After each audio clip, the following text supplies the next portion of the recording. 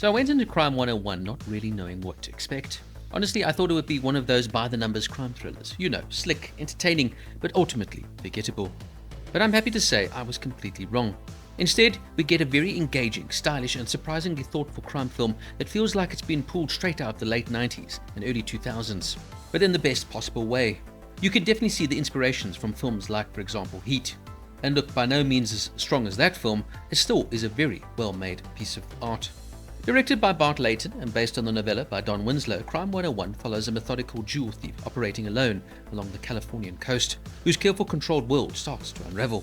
The film leans heavily into the cat-and-mouse dynamic between the criminal and the detective, something fans of Michael Mann films like Heat, like I mentioned earlier, will immediately recognize. Now let's talk about the biggest surprise here. That has to, of course, be Chris Hemsworth. This might be honestly one of his best performances.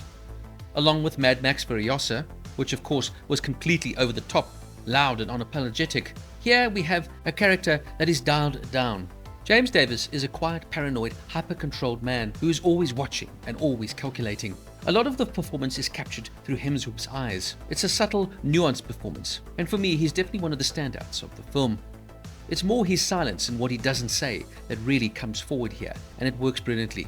It's a massive contrast from the kinds of roles he's known for, especially in the Marvel world, of course playing Thor, and shows another aspect to his ability as an actor. Then of course you've got Mark Ruffalo as the scruffy, persistent detective. This is more in Ruffalo's comfort zone, but that's not a bad thing. He's constantly good, grounded and believable, and he brings that worn down, slightly obsessive energy that works perfectly in a film like this.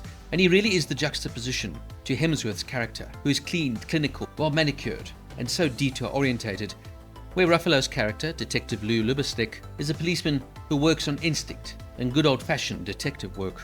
And even though the two don't share a lot of screen time, they play well off of each other. Another standout has to be Halle Berry here. She plays the more mature, laid character, an insurance broker who becomes entangled in the story. It's refreshing to see her as something that actually gives her depth to work with. Unfortunately, Halle Berry, who is in her own right an excellent actress and after all an Oscar winner, his career unfortunately went off the rails and she's made some very bad choices of late. But here, she really does show her acting depth in a more measured and controlled performance. Then of course we have Monica Barbaro here as Maya, who could have easily been a one-dimensional love interest, but she adds nuance. There's something grounded and real about her performance that elevates the role, and I've got to say she has good chemistry here with Chris Hemsworth. Of course then there's Barry Keoghan, who plays the chaotic, violent biker, and he's absolutely terrifying as the psychotic murderer. This is not a usually dialogue-heavy role, but his presence alone is enough. He brings this unpredictable, dangerous energy that contrasts brilliantly with Hemsworth's calm and calculated character. Keoghan has just raw energy. His movements and charisma really carry this role, as a lot of it, of course, has him with the helmet on. But it just speaks to what a diverse and fascinating actor he truly is. And finally, we have Nick Nolte, who shows up. And while it's great to see him again, his voice is noticeably strained. It's one of those performances where the presence is strong, but you can feel time has caught up quite a bit. And what really surprised me about Crime 101 is how confident it is in its simplicity. This isn't trying to be an Oscar bait film. It's not trying to reinvent the genre, but rather it's just good old-fashioned storytelling. The pacing is tight, the tension builds nicely, and the film is filled with beautifully shot coastal and urban landscapes that give it a real immersive feel. The script is also worth mentioning. It's cynical, sharp, and occasionally quite insightful about crime, morality, and control.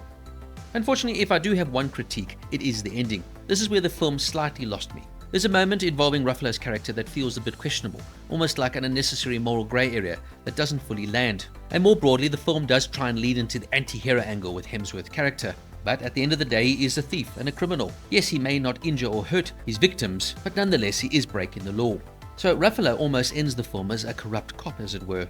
And I felt the film maybe didn't need this feel-good ending so much, which I felt, unfortunately, limps home rather than finishes extremely strongly. This is the kind of film that wants you to root for him as the so-called good bad guy. Well, it mostly works. It doesn't fully commit to the consequences of his actions. In many ways, this film says crime does pay. And I just feel a stronger ending really would have made this feel like a more complete film. Now here's some really interesting background about Crime 101. The film was based on the novella by Don Winslow, who also wrote the book Savages, which of course was also turned into a film.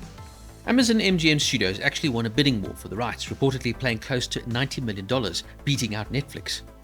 Originally, Pedro Pascal was set to star, but had to drop out due to scheduling conflicts with the Fantastic Four: First Steps. Which is ironic, because of course Chris Hemsworth and Mark Ruffalo play Thor and Hulk respectively in the MCU. Not to mention, Halle Berry of course played Storm in the X-Men series, and Barry Keoghan played Druig in the Eternals. The film has drawn comparisons to Michael Mann classics like Heat and even Thief, and you can definitely feel the influence on this one. There's also a fun and film reference to Bullet, starring Steve McQueen, which ties nicely to Ruffalo's past role in Zodiac, where he played the real-life detective who inspired McQueen's character in Bullet. Filming took place in Los Angeles, inside the Pacific Palisades, just before the 2025 wildfires, which added an interesting layer to the film's setting. Despite receiving strong reviews, the film didn't do very well at the box office, bringing in just around $70 million against a $90 million budget. It was quickly moved from cinemas onto Amazon Prime. So unfortunately, although critically appreciated, it was commercially underwhelming.